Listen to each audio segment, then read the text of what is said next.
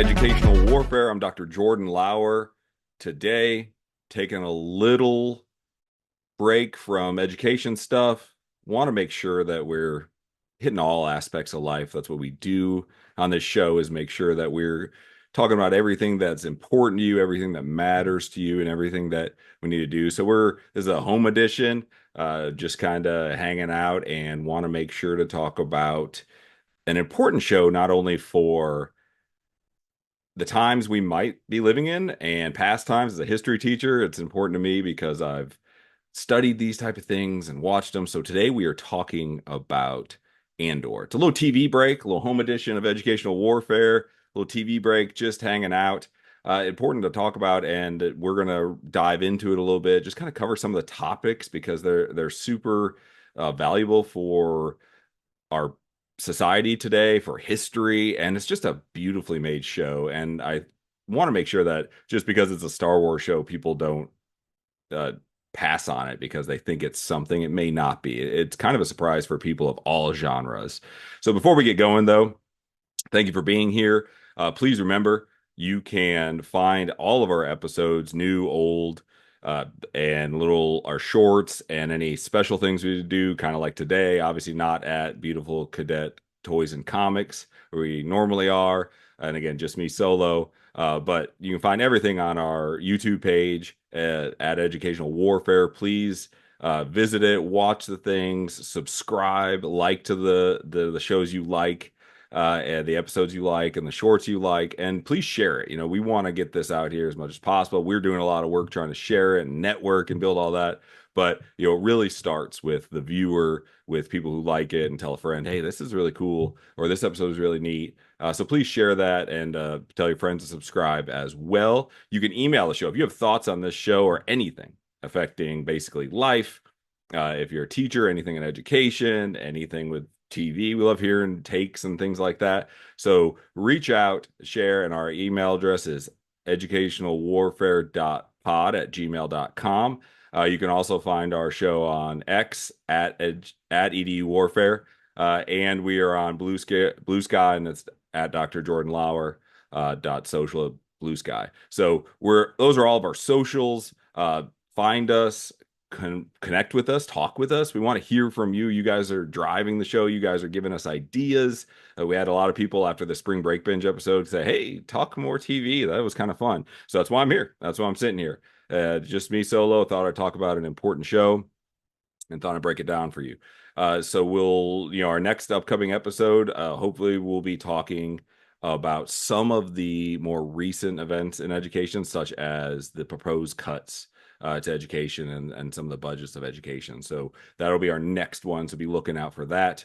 So jumping into Endor, right? So this is the second season. It's only 2 seasons. And it's an interesting show because we know how this ends. And that's a fascinating thing for TV, and for a creation of a show. Like, you're literally trying to make something where everybody knows how it ends. And if you're wondering, like, what are you talking about? This show, this whole story comes from the Star Wars movie and a Star Wars show or story movie, Rogue One. And the main characters, the titular character Andor, and another character, Jyn Erso. Obviously, it's a long time coming. The first film came out in 1977, so we all know it. The Death Star blows up. But that point of that show is to how they came about the famous plans to be able to destroy the Death Star for the rebellion. And this show really, and that movie focuses on that. And of course, at the end, again, Andor and Jyn Erso die right before or right after they are able to send the transmission, because they fire the Death Star on Scarif, the planet that they're on, and blows it up. So they all die there. So you're making a show that everybody kind of knows what happens. And of course, everybody knows what happens in the following movies. Rogue One literally cuts off right as Leia gets the plans, and then she flies away. And that's where A New Hope, the first of the original film, starts off, is with her ship being chased, and the very iconic scene of, the little firefight between stormtroopers and the rebels on that ship. And then Vader comes in, his first appearance on film, and everybody was like, what is that? And so that's where that one starts. So this show now goes back several years and covers how Endor got into the rebellion. And the first season's wonderful, and it goes along, and it's just kind of him finding his way, and eventually he jumps, he tentatively, not a hey, I need to do this. It's very different than a lot of rebel shows to where you have somebody who's incensed, right? They're angry, something happened that forced them to take this path. Well, in this show, Endor's kind of reluctant. He's like, I'm just trying to survive, but things keep happening to him. Things keep drawing him in, and it's actually a focus later in the show. The second season is where I kind of want to focus, and any spoiler alert, this show's been out for a while. This season just dropped its last episode. This season just dropped its last episode. So that's important for us to really understand. And it's over. I'm going to be kind of just focused on more of the themes, but I will talk about things that happen in the show. So spoiler warning. If you're a person who loves this show or who's catching up on it, you may want to wait. I have not. I'm one of those people who, when there's a show that I really like, I try to hold on to it as long as possible. Uh, and so I've only seen there's 12 episodes. I've only seen up to episode 11.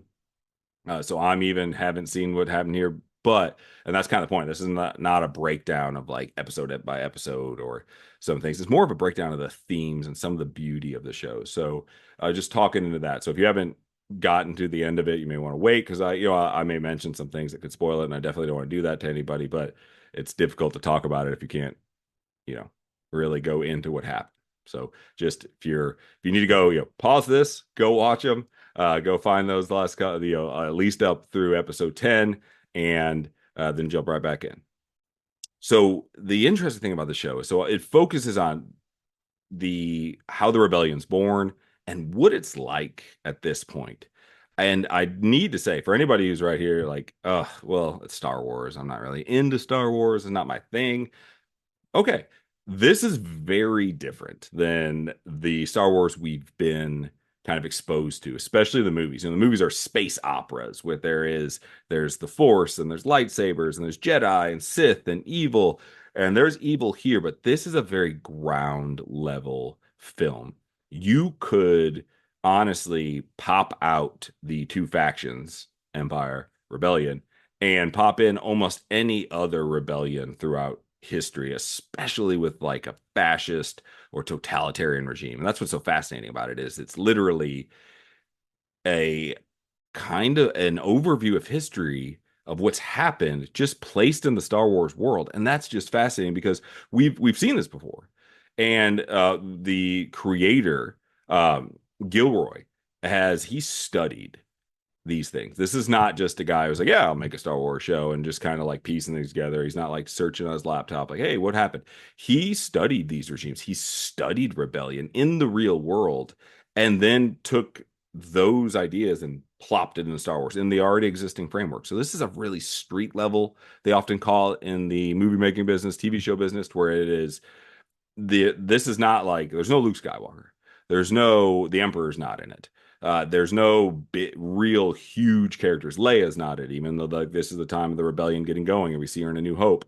This is the everyday people who made the rebellion happen and everyday people who made the empire do the things it did. So it's very street level. So it's very relatable in that if you're a person who's like, I just don't like all the fantasy stuff.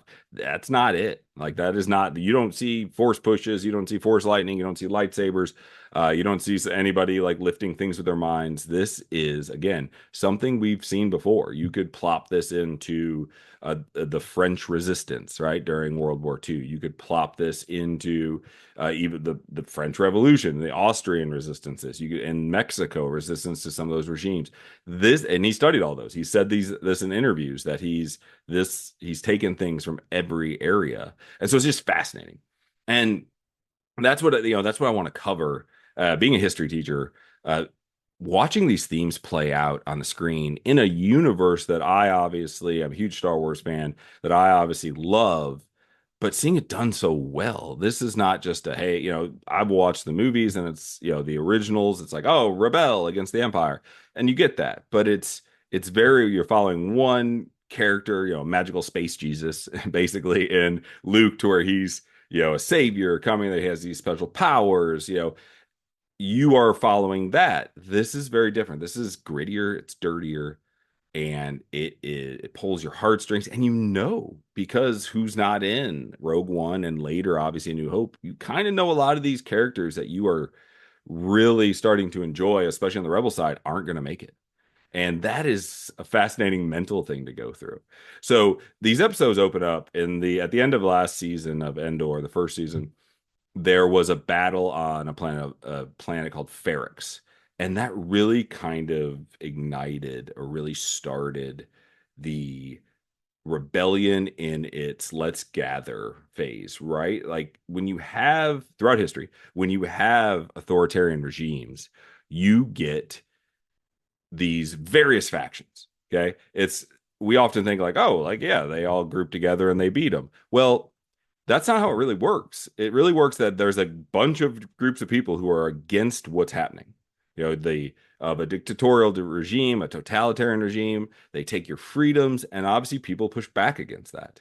So you start to have all these little groups, and it usually takes some unifying event to at least start to merge some of those factions, right? To get some of them to go, we can't do this alone. Like just causing trouble every once in a while isn't cutting it anymore because they're doing awful things, and that's what this Battle of Ferrix does.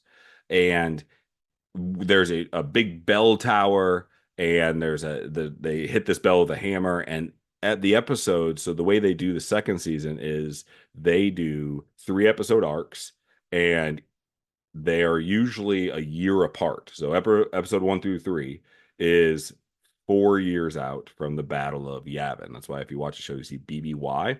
That means before the Battle of Yavin, which is the battle where the rebellion blew up the Death Star. So, like in the Star Wars universe, that's obviously a huge date because that's the end of the Empire, or at least the beginning of the end of the Empire. Like that's where the first major victory for the rebellion. I mean, they blow up the Death Star. This is something they've been working on for 20 years.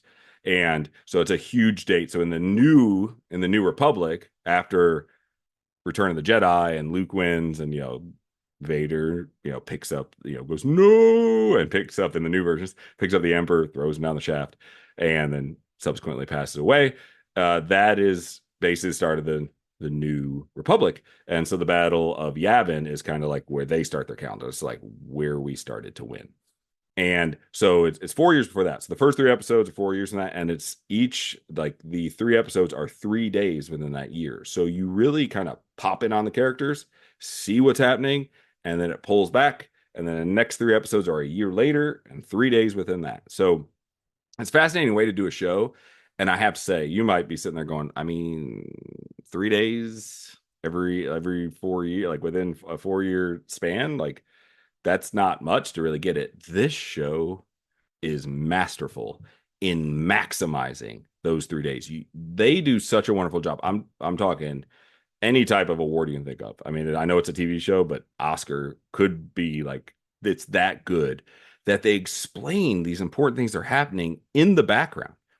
And one of the ways they do that, one of the reasons I was like compelled to talk about this on our show, on a show where we normally talk about the issues affecting education and families and teens and just people. It's like, hey, you're talking about a Star Wars show now. Now, yeah, because what they're talking about is partially happening. We see some of these things. And I'm not saying I don't want to be alarmist, or I don't want people to be like, oh, well, I'm not saying that we're in an empire, that there's a totalitarian regime and that there's an evil emperor and all that. But we do see some of this with propaganda, with misinformation, which we at this point right now have more ability to spread misinformation than we have ever had as a human race. And we think about that, like with social media, with all of these things we can do now, like we legit can just put out misinformation and people will take it. Some people will be like, that's not true, and then move on. Some people will take it as gospel. Some people will see actual information, real truth, and say that's not true because of that, or because of that they can do that because there's also people out putting, as soon as there's a fact, somebody else out there puts out misinformation about that fact. So we can now choose, which we haven't really been able to do that. We've always had propaganda, but the mass spreading of it is something the human race has not seen to this point. And that's the cool thing about this being in the Star Wars universe, where clearly it's in an advanced galaxy, right? I mean, they have starships and multiple planets. So that's one thing the show gets to do and play with that maybe other shows, if you're like, wow, I like World War II stuff, you don't get to see that. You get to see propaganda, but that is dropping leaflets, that's newspapers, that's maybe some radio broadcast, but that's a very limited to where you dropped it, newspaper to where it circulates, radio to where it'll reach. This is legit, right now you can get online and be like, make up a fake story, send, and it could blow up. It could hit, 1 million views, million retweets, a million, you know, anything, right? And every time that's passed along, more people see it. So that, we obviously have a term for that, going viral. So you could have a thing that goes viral or it blows up. You do that. So in the show, they cover a lot of that stuff within the framework of those propaganda networks, of especially the Empire, where two characters would kind of be talking or walking somewhere and you'll hear a TV broadcast from the Empire, because remember, they control everything, or some type of transmission, radio, hologram, to where you can hear them talking and manipulating events that happened previously. And so that kind of fills you in. And it's a fascinating way to do that. And they did a masterful job, because you never feel like, well, what the heck happened the last couple of years? What, why, like there's an event, it's usually a bigger event, and then you can kind of see how that's built. And there's a great example in this to where they legit twist this small kind of, they produce one special thing. It's a type of silk, and therefore fabrics from this silk from these spiders, called Gorman. And they legit turn this resistance on Gorman and manipulate it to say that it is a terrorist insurgency, even though the Empire is the one terrorizing, that they found something in the ground that they need to build the future Death Star, the first one, right? And so this is, remember, it's leading up to it to like finish it, and the only way to get it is basically they have to dig so deep they'll break up the planet. So the Empire originally comes in and of course does a cover up. They can't just show up and be like, hey, Gorman, we need stuff in the dirt in your ground, so we're going to actually break apart your planet, so you all got to get out of here. They can't do that, because they're still trying to get, they're still, to function, you still have to have credibility within the greater galaxy. You can't just, like, these type of regimes, historically, not on the show, they cover up what they're going to do, because they want to be able to say, that's not what's happening. We love you. Like, we're the Empire, we're this regime, we're taking care of you. Why would we hurt our people, when they really are doing something awful? And that's what you see here. As a person, this is happening, because you see characters on the Empire side, and they've talked it out, and they even come up to a point to where they're talking about this propaganda regime, like, hey, well, let's get the people to hate the people from Gorman, and then whatever we do, everybody will just be like, yeah, they kind of deserved it. And one of the Imperial characters goes, no, no, no, that won't work. Can't do that, because people will eventually turn from that. It's too easy for the rebels to basically grab that and be like, look what they did. Even if you don't like us, like, they could do that to you eventually. So one of the characters says, hey, I need you. Like, we can't just have a propaganda campaign. We have to legit have rebels we know will do the right thing, right? That they will attack. And so they push them. They increase the pressure. So where you see this, where it's looking like, oh man, like it's about to pop off, like they're doing this, that is all planned. They want the rebels to attack, because then they can turn to, look, we're being attacked. And this is what these regimes do. They use misinformation in history, not just show. They use misinformation to then justify their actions towards a certain group, usually a group that they don't like, a group that's trouble. But they say, oh, they attacked us. Like, so we had to do, like it's insurgents. And you see that beautifully shown through here. And the people, though, of this area, obviously, it's their home. You're not going to fight. That's the thing, that when you're lured into that, you really expect people not to push back, not to fight. They're agitating them. There's even a great scene when it's called the Massacre of Gorman. And that is really the event that kicks off the rebellion. That is where finally, a senator, Monmouth, who you'll, if you remember, if you've seen A New Hope, she's got like the bangs. She always wears like white silky. She's kind of in charge. She's the one who lays out the plans for the Death Star originally, like how they're going to attack it. That's her. She's a senator when the show starts, and the whole time she's working with the rebels, sneaking around, doing little things, but really trying to maintain her. I'm a senator. Maybe we could fix it this way, but we'll plan this. We'll agitate. This is when she kind of goes, I can't take it. Like I have to fully jump in. And that really is what sparks the rebellion because you finally have somebody say something. And a lot of people may say, students ask all the time when when I talk about totalitarian regimes, literally, why are they allowed to gain power in the first place? And if you, so I wrote about this. So my website, jordanlauer.com, will be launching very soon, hopefully next week. And on it, you'll be able to get links to the show. You'll be able to, there's a link to my upcoming book, The Two Backpacks, Understanding Teens and What They Carry. And that'll be hopefully coming out here in early June. There'll be a link to just, you'll click it and it'll go straight to Amazon. You can purchase it, ship right to your house. So it'll be in paperback, hardback, or ebook.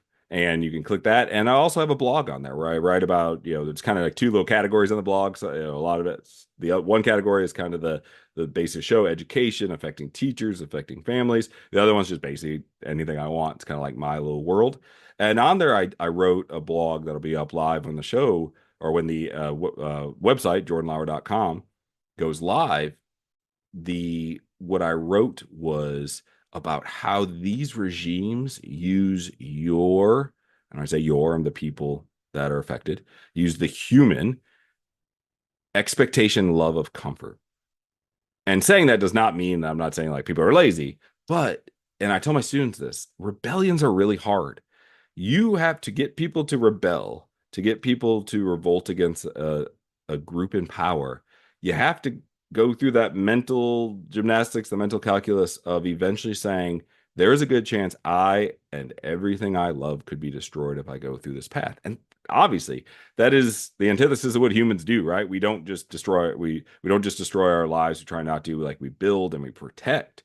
So taking that leap and going, yeah, I'll just jump in there. It's very difficult. So they expect our want of comfort. When they start cracking down on things, we will put up with a lot to maintain that, to maintain our lifestyle, especially when you have children. Like human beings will go through so much to protect their children and their family, live in awful conditions, deal with awful things, fight, scrape, and claw and disasters to get through these areas to safe zones. They will do so much. So it's very difficult for us just to go, oh, well, I've got kids, I got a beautiful wife or a husband, and I'll just, what happens. We need to be free. It's really hard to get there. So they expect our comfort. Like we are the biggest thing that gives them power because we will, things and the way they start, they tightly squeeze, like I said, that just but slow. And they use propaganda to counter that squeeze to say, well, we're taking away this freedom because of this group or because this is happening. They have a scapegoat always. There's always a scapegoat. That's like playbook, page 1, authoritarian regimes, find a scapegoat. And then when that scapegoat is properly used up, find another scapegoat. Keep shifting the goalpost. That way you can squeeze and squeeze and squeeze until the people that you are supposed to be in charge of protecting, caring for, have nothing left. That you have taken their means of information, you've taken their means of communicating, you've taken their means of fighting back, other than hands and fists versus tanks or blasters in Star Wars. So it's a super fascinating thing that we do that because we have to be pushed to this point to when we finally get squeezed so much that we break, that it is now worth it or its cause. And so that's a fascinating thing that humans go through, that we have to be pushed that far because of we want to have the life we've worked for. We've worked hard. And again, these squeezings just seem as annoyances. You got to start showing papers to go places. It adds 10 minutes to whatever you're doing. Like you're going through 10, 15 minutes. You're sitting there and you got like, yep, I can go through here. Boop. And it's annoying, but your house isn't blown up. So we'll deal with it. They take away our means communicating, our free press, right? It's now the state-run TV. You see that a lot in the show. Like there's these networks, and the people on the networks in Andor are just kind of like parroting these topics that you clearly know aren't true. And they start doing that. So now you don't even have free information that can help you make a decision. And they squeeze and squeeze and squeeze. But again, if the state's running a TV show, I'm still eating. And so that's what it happens. You see that on Gorman. They're mad. There's a group, and there's even some in the group who are like, I don't want to do this. Like, they want us to fight. That happens right from the massacre. Rylance, one of the characters, he kind of started the whole resistance on Gorman says. If we can't do this at the moment of when it started, like it's boiling, right? Like the people are in the square. There's a bunch of Imperial troops. He finds some of his daughter, and there's this like, we have to resist peacefully. They're begging us to fight. He says that. And it is very difficult in that moment. Again, what do? Do you just say, yeah, you're right? They're squeezing even more. They're desecrating our sacred areas. They're now like controlling everything. I can't even walk to work the way I used to. I walk to work. My father walked to work. My grandfather walked to work. That tradition, they attack that. And then what are you supposed to do? Just like, yeah, you're right. They're probably begging us to fight. So let's just keep with the status quo. They want it to happen. And that way, and then they can say, well, I mean, we were just peacefully being here because you've put up with that so long that now a reaction to it does seem, possibly to the outside world, especially after a well planned out propaganda campaign, to where it's been saying there's these terrorists there's this like evil resistance that they're just trying to agitate, outside agitators, what they call them in the show a lot. Making it seem like it's not even the people of Gorman, it's these outside people. We got to root them out, which allows them to arrest Gorman citizens, saying that they were that. And then again, once you take away due process, habeas corpus, and all these rights we have, you don't get to say, no, I didn't. Like they have all this manufactured evidence. Nobody's checking them. So now you literally, the prophecy is fulfilled. So it's fascinating that they do this. And the massacre at Gorman happens. Andor's there. He's trying to assassinate the female leader of this totalitarian regime, or one of the parts of it that's kind of running this. She was the one who planned out this whole thing. Can't get a shot, but he's kind of setting that mission while these people are dying from troops shooting at him. They bring in these big, the droids that are just, they're 8 feet tall and they can pick you up and toss you. And you see this and eventually Andor gets away. The next episode is super fascinating because that's where you see Mon Mothma give her speech. First person to really call out the Emperor in this by name, because that's an important part too. When you call it like the Empire, it seems nebulous and faceless, any regime this is. But then when you finally put it on the feet of the person in charge of that group, that makes it real. That puts a face on the bad guy. And that's one thing, even though in a lot of authoritarian regimes, the leader is often quite present because they become like a demagogue, a godlike figure, cult of personality, where it's, they make you hang a picture of him in the house with, Stalin, Hitler did that, Mussolini. They make it to where you are always everywhere. So they're always thinking of you. When somebody on the other side, the resistance side, rebellion side, finally comes out and says, this is this person's doing, now it makes that more real. And that's what Mothma does in this speech. And it's so interesting to see these things happening like that. Like she gives a speech. There's an amazing escape scene. Like these episodes, I'll tell you, if you like good TV, you will be on the edge of your seat every time. Because again, it's 3 days within this build up to this eventual story. So it's not there aren't really episodes where they're just sitting around chatting. Like, and the cool thing about it is the action in this show is not action that it's not big space battles, right? I just talked about there's a massacre, but it's dirty and gritty, and it makes you seem like you're in this awful event. It's not like this side, I'm gonna sit here and watch. You're like sitting there like, oh gosh, what's gonna happen? And they do that every episode. So it is, I would say, tamer, but it is meaningful, right? You don't have these giant operatic space battles. You have one-on-one, this person escaping, being chased by these people, and it's tense and meaningful. And that makes some beautiful TV. So they try to escape, and you start to see this all come together. and them talking about the regime. And now it's getting real. They built up a little bit. The rebels have built up their base uh on Yavin, and they are not ready yet, but they're getting there. And this, her speech will be the thing that finally, most of the factions, is always going to be like extreme factions of any group, right? But most of the factions that have been kind of doing things separately are now going to rally around this.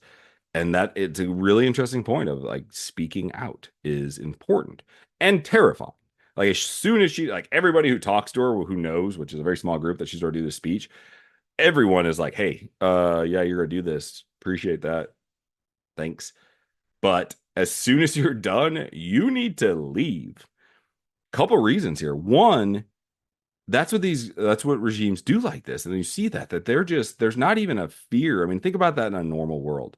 Somebody gives a speech calling out anybody, right? Calling out somebody in power. We call that free speech. Like that is all Americans, anybody in a free democratic society, you have the right to say anything about our leaders as long as it's not obviously a credible threat, and you shouldn't threaten anybody in power, even jokingly, because it can be taken that way. But we can say it. You can stand right outside any, anywhere, any governor's mansion, White House, Congress building, Supreme Court, and shout things again that aren't, as long as they're not that, if you're on public space. These empires, they don't even hesitate to just say, when you get to the side of the empire when she's giving the speech, they don't even hesitate to say, go get her. And you're kind of thinking, for what? Like, yeah, she talked bad and said this thing that makes the empire look bad, but she didn't shoot anybody. She's a senator. Her job is to talk. But they're at that point now to where it's like, yeah, we'll arrest her and then we'll come up with something. We'll say that oh yeah, she was, she's actually a terrorist, which I mean, to them she is. They don't really know that yet. And that's one of the reasons they want her out, because these groups also, these totalitarian regimes, when they do these things, they also torture. Like that's something, they're the normal rules we tend to like filter things through. They're out the window with these groups. And so they're like, they're going to torture her and they're going to find out everything because it's, she's a senator, not some, member of the SEALs, to where they're like trained to like name, rank, and serial number. She's a person who's just doing this incredibly brave thing. But if they torture her, like they're going to find out names, places, people, every money that could blow up the rebellion. So like, we got to get you out. So they get her out, and you start to see this building of the rebellion even more. And you start to see the teardown of it, right? Or the teardown, the empire starting to lose some credibility. Their propaganda machine's still working, so they spin it. Again, over the radios and stuff, you see like, oh, this deranged senator, you hear all that. They're already starting to spin it a year later.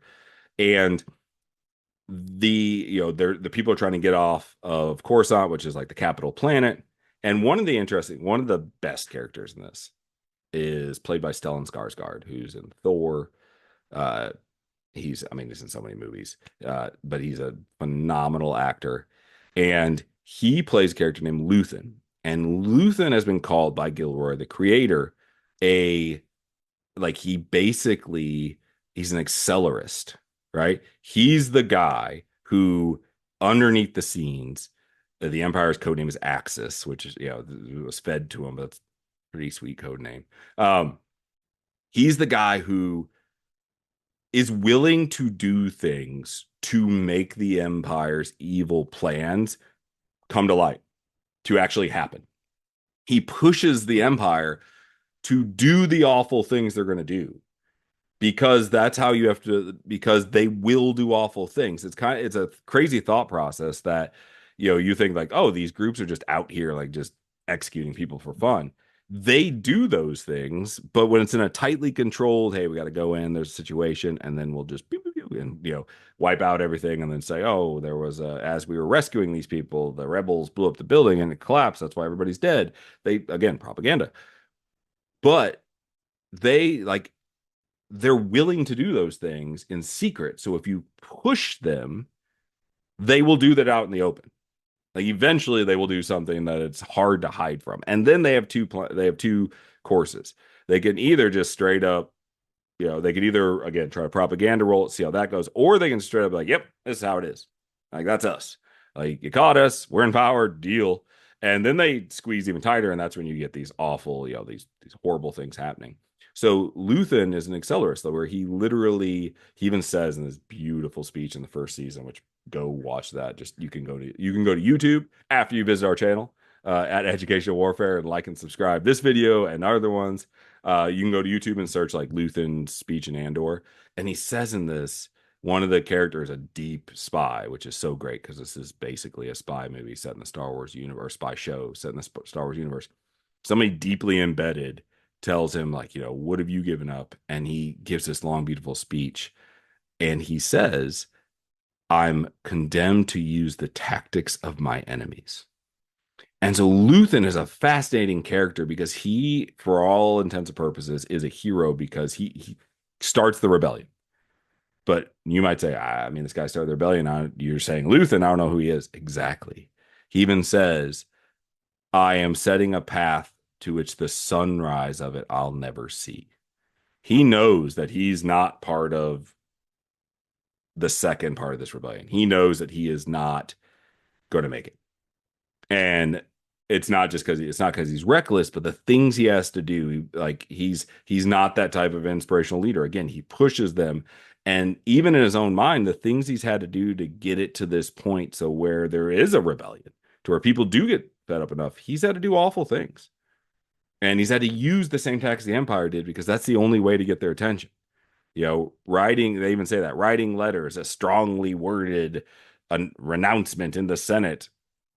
What's that going to do to a group that is secretly planning on blowing up a planet for a mineral with people on it? They don't care. So you have to do the things that they do care, like, hey, we're in charge. You can't be blowing up supply trains, or you can't be, blowing up a whole 5 troop carriers as they're going across the bridge. You can't do that. That's our thing. And then they push back and they crunch on those places it happens. They have to assume it's obviously citizens, even though it might be this outside agitator. They squeeze them, and that builds and creates resistance movements. And then those movements can be contacted by Axis, by Luthen, and then he can organize them, teach them, and eventually connect them with the rebellion. And you are now creating little pockets of rebellion that will eventually merge into a full-fledged army that can actually counter. So he's a fascinating character because you're like, oh, he's a hero, but you see him and you hear him talk about doing awful things, and he's just a spy master. So he's there on Coruscant, and he refuses to leave. He has a couple of things left to do. And this show is just so great in looking at those things and the dark, like the things that need to happen. Like it's a weird mental exercise saying, like, should I like Luthen?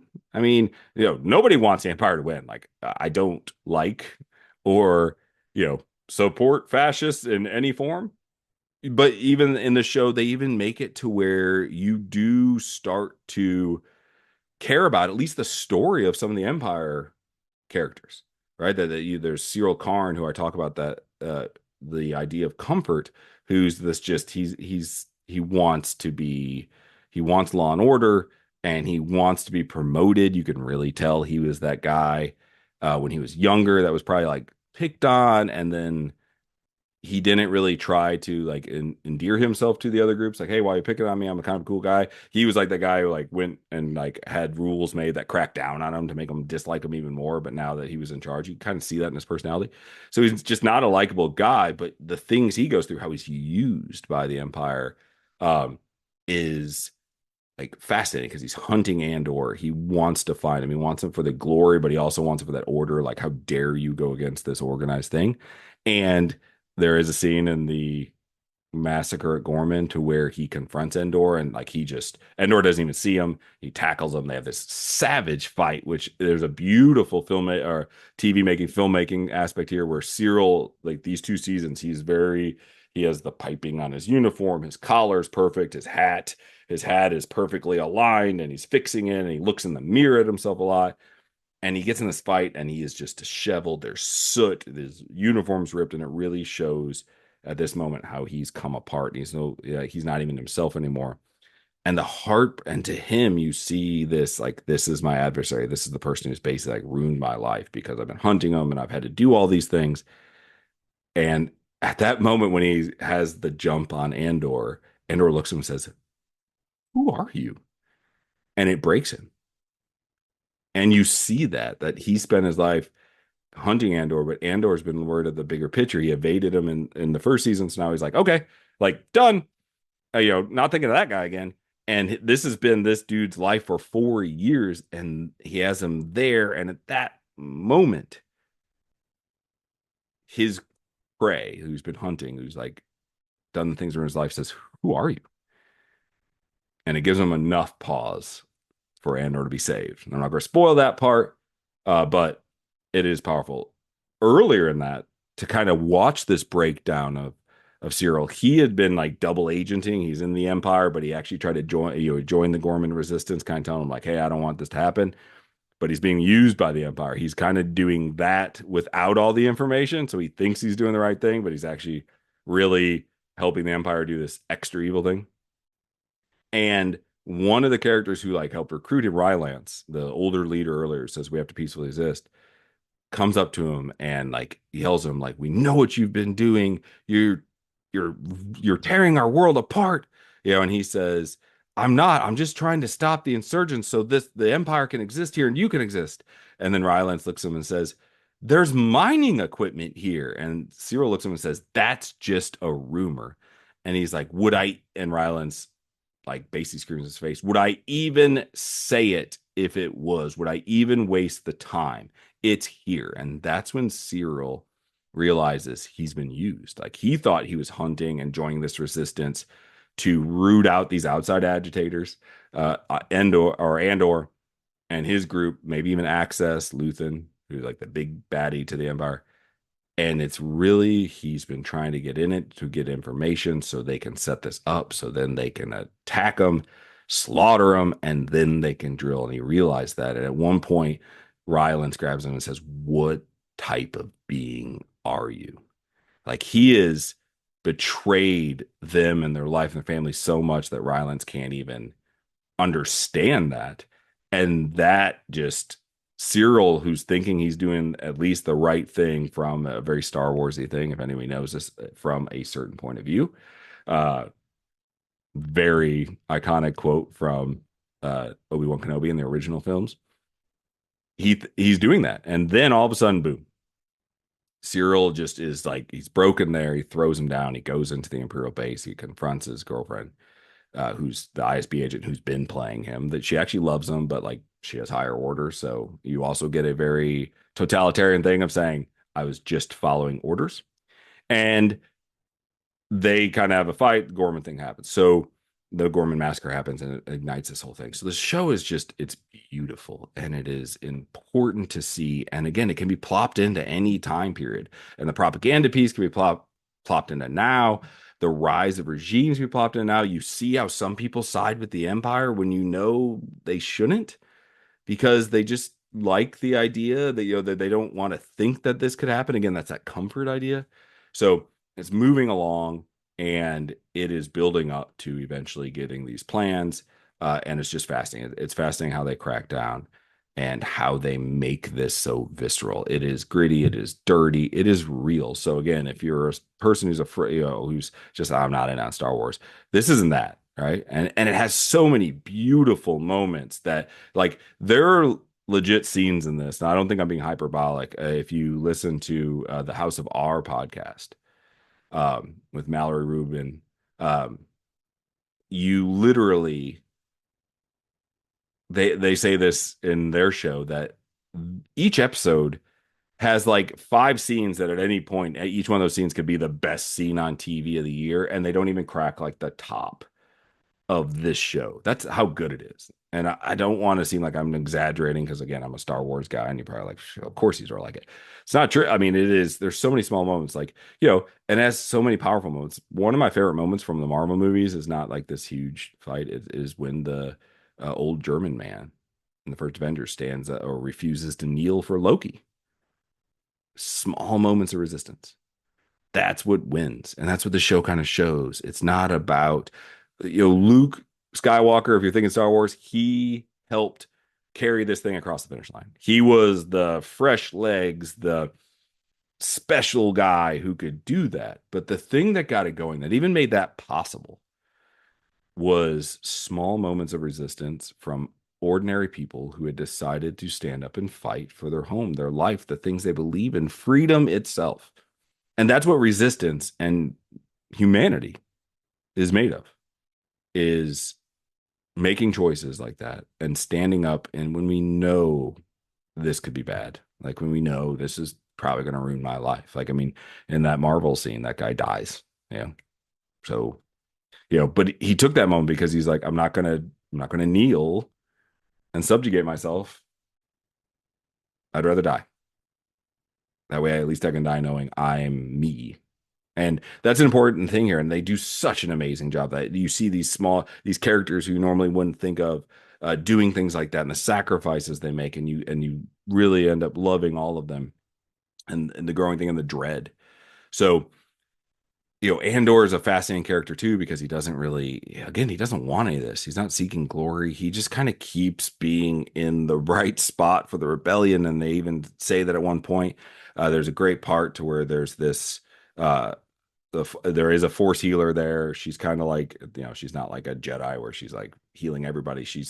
A lot of people don't believe she can do it because her powers hit or miss because she was clearly never trained. She just kind of has this feeling, or not trained very well or very long, and she senses him over there, walks over, leaves the crowd she's at, walks over. He has a wound on his back, and she talks to him, and she heals it, and she thanks him for that clarity, because he is, and this is where you get this touch of destiny in here. He's so destined to do these things that legit it kind of awoken her, like her force powers to her, like it was such a clear line.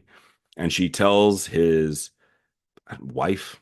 They keep saying they're married, but you never see a ceremony. So I mean, I guess if you're in a rebellion, if you're like, "Hey, we're married," you are married. So I'm gonna say his wife, Bix. He tells her, or she tells Bix, most people go through life with the things that they've already accumulated, right? Like these awful things have happened to them, and then they react. Their life is a reaction to those.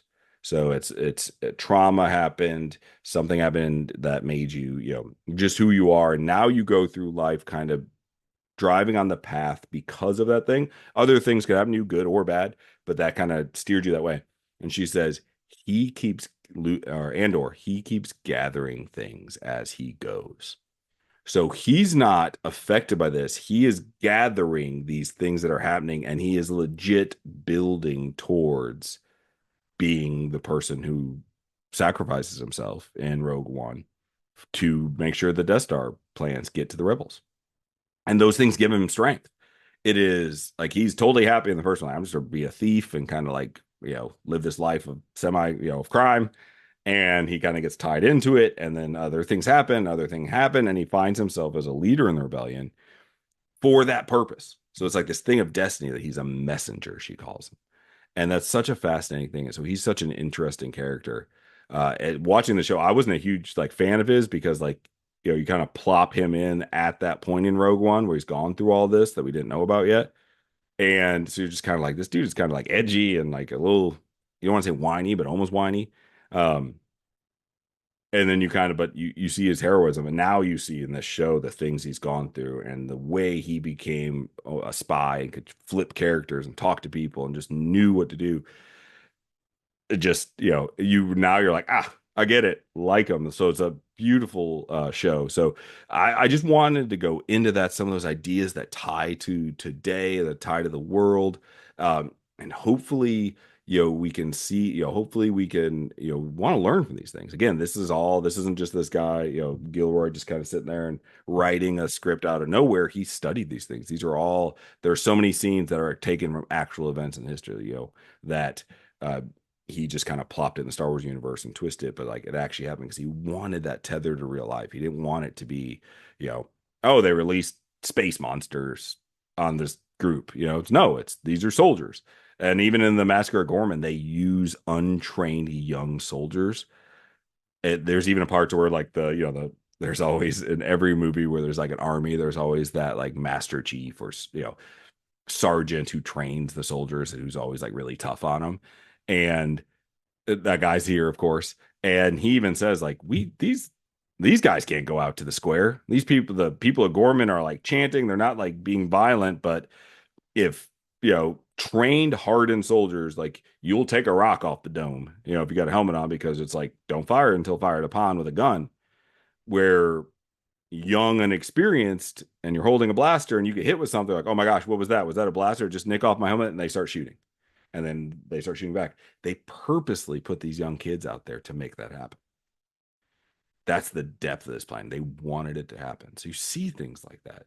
And uh I mean, that's like we legit have seen things like that in you have so many rebellions. I mean, the Boston Massacre, when John Adams, one of our founding fathers, defended the redcoats who were in that, because everybody gets due process in his mind. One of our founding fathers, they were literally saying that there were ice balls and oyster shells were thrown at him, and the kind of outnumbered and overwhelmed redcoats, they fired in the crowd. So one guy shoots, and obviously you're standing 10 feet from him holding a rifle, and you see like a guy in your uniform shoot. You're like, oh, stuff's going down, and you just shoot into the crowd because you know what's happening, and then everybody shoots. That's how things like this happen, and they plop that in there. You know, it happened in the October Revolution or the February Revolution in Russia too, in the Russian Revolution. Like just guards fired in.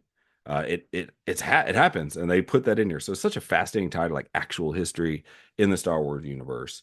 Again, there's shows that really go into like each thing and break down like who said what and all the characters and the tie-ins, and they are beautiful. Again, House of Art does a great job of that. After again you like and subscribe, please do that. Please share on our YouTube page at Educational Warfare.